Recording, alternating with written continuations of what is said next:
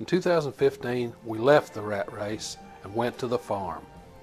We bought a 100-year-old farmhouse and 9 acres. After 3 years of extensive renovations, we can finally call ourselves College Hill Farm. Welcome back to College Hill Farm. Today, we're making our nursery plant beds.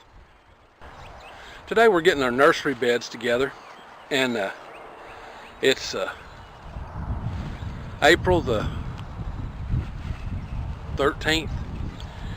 The signs are still in Pisces. They go into Aries tomorrow. Aries is a non-fertile sign, and Pisces is a fertile sign. Now my grandfather, he would only plant if the signs were right. Me, I plant in the dirt. But I don't care, I don't mind to plant when the signs are right.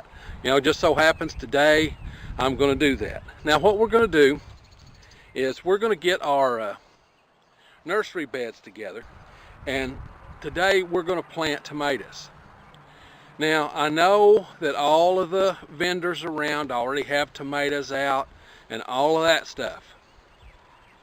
I spend about $4 for all my tomato plants. Now I go to our local feed and seed and buy a few plants for eating tomatoes early in the season. $5 or $10. And we have eaten tomatoes early on. I plant approximately 100 Romas every year, and 40 or 50 Cherokee purples, and then some Tommy Toes and some grape tomatoes and things like that. It costs me very little, maybe a sum total of about 2 or 3 cents per plant. I don't get them early in the year. I'm planting them here in April. They'll be ready to go in the garden before the 1st of June. Probably any time from May the 15th on. It takes about 30 days for the bed to do its magic. But the plants are free. So we're going to get to the bedding and let you see how we do that. This is our nursery bed. Now the way this works, of course, you can see it's glass. It's glass over a wooden structure. I can close it at night to keep the bed warm. I can even put a light bulb in here if it's going to be below freezing. I think we've got a couple of below freezing days coming, or nights. So I'll probably put a light bulb in here. But other than that, that's pretty much it. During the day I open it because it'll get 150 degrees in there on a good sunny day and would kill your plants. So it's made where I can prop it open a little bit. If it's just going to be 60 or something, I can prop it open a little bit, let the air flow, and then that night I can let it back down. So let's go ahead and talk about what we do. Now you'll notice underneath there's plastic. What we did this year, which is unusual, this is the first time we've tried it, we put this plastic down to germinate the plants that were already in there, because there were weed seeds when we tilled this bed. So we germinate those plants, then I'll cut them all out, make sure that they're all dead, cover that with compost, and then we'll plant our seeds. So I'll go ahead and do that and get started. Here you can see a lot of the weed seeds have germinated, and even on this upper left hand side you can see a lot of them have been solarized and killed already. The right hand side, where the sun takes longer to get up, they're feeling the effects, but they haven't been killed out. But a quick lick with a hoe and those will be taken care of, and hopefully about half the weeds that would have come up in this bed are gone. Or just so you don't think that I am the perfect homesteader, doing everything perfectly 100% self-sustainable. We're doing our planting beds. So I went and spent $4 and bought this. They're $1.98 a bag. I put 2 bags in my planting beds. So that's $4 I've got invested in this planting bed. Then I had $1 for a drop cloth from Family Dollar that I used as the plastic, but it's also used as plastic on three other beds. So that dollar's divided in 4 times, so it was a quarter's worth of plastic on this bed. Out of this, I'm going to get something like 200 or 300 plants. So you can figure up how much that is. I've got my plant bed ready. So what I'm going to do is I'll plant some of each of these. I'm going to start right here.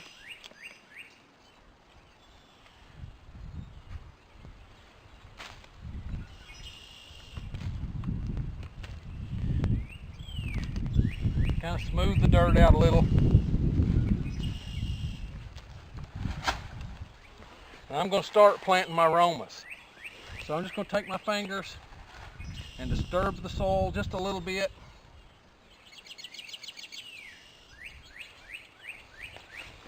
Then I'm going to plant my aroma tomatoes. Now remember, I want about 100 of these.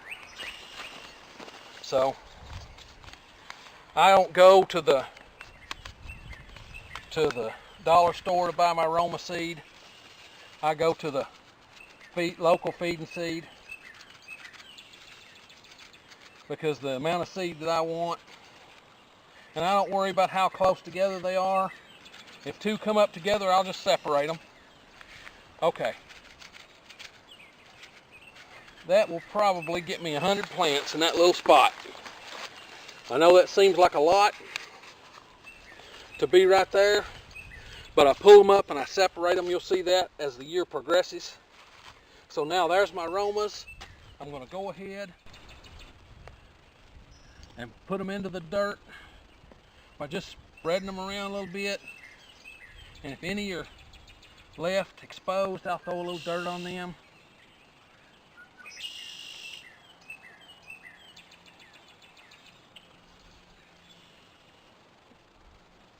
Little dirt, little dirt, a little more.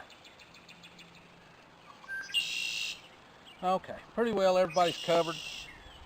Want to water them in some.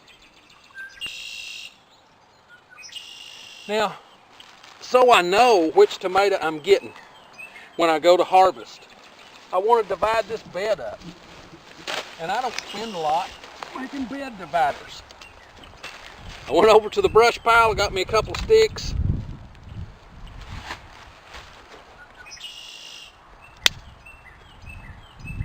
There we go. Everything to the left of that's aromas. And I'll write that down somewhere because I won't remember it.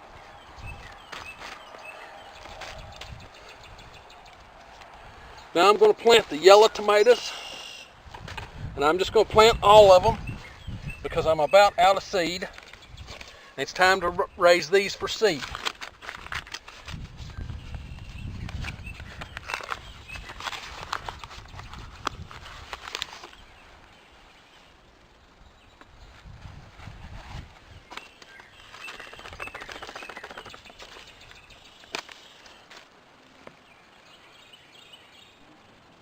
Kind of break them apart. These are Homestead seed.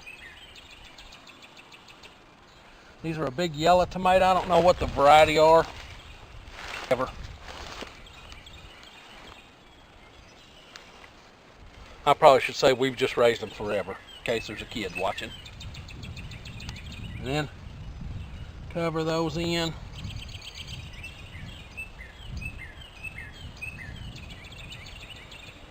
A little bit of soil. Throw that hard stuff out.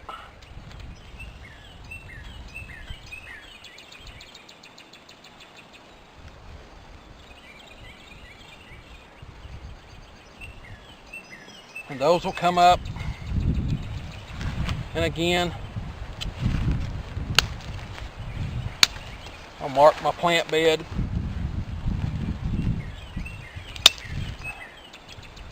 There we go. Everything in this area is yellow tomatoes.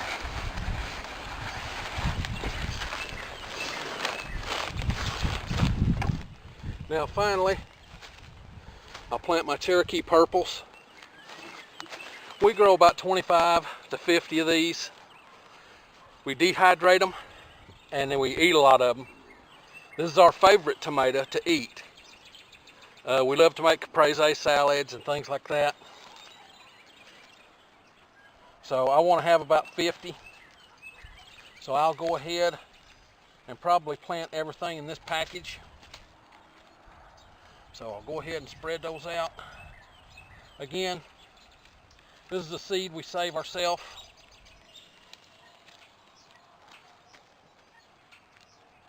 And I still have this much left, so those will be good for a couple of years. Now I'll go through and just put dirt over everything.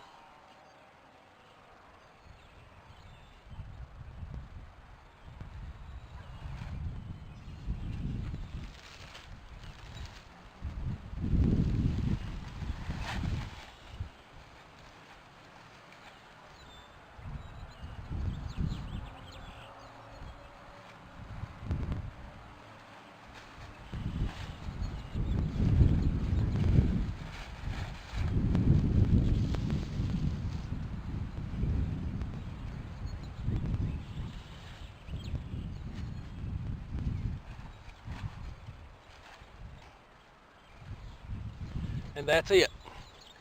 Now, these will come up, and these will be up in about 2 weeks, and they'll, in about a month, they'll be 6 or 8 inches tall, because they'll search for the sun a little bit. And if they're long and spindly, I don't care, and I'll show you why, because we compensate for that when we plant them in the garden.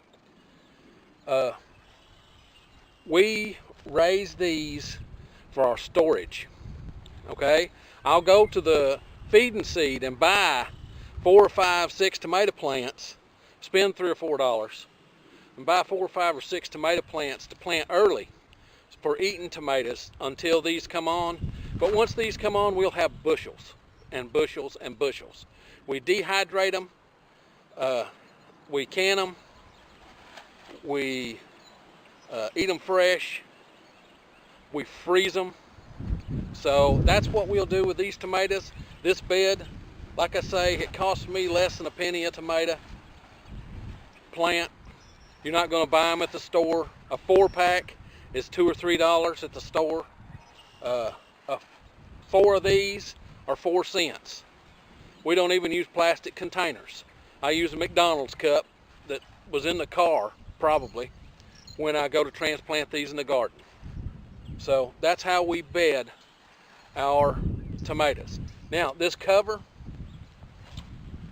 will go on and off as the days progress. Today it's going to be 80 degrees, so I'll leave the cover off.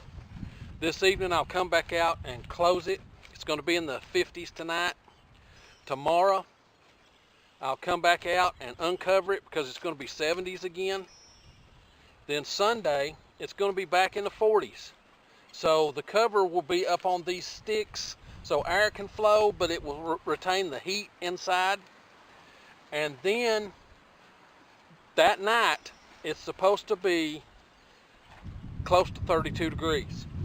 So what will happen is I'll bring 2 100-watt light bulbs and put in this structure, and that will keep any tomatoes from freezing or any plants from dying because of it. And then I'll just unplug them during the day, and any night that it's going to be close to freezing, I'll just put them back in. And that's how we bed our tomato plants. I'd like to thank you for visiting with us at College Hill Farm today. I hope you found our videos entertaining and or informative. If you did, please like, share, subscribe, and comment on both Facebook and YouTube. Until then, I'll see you in the next video. Bye-bye.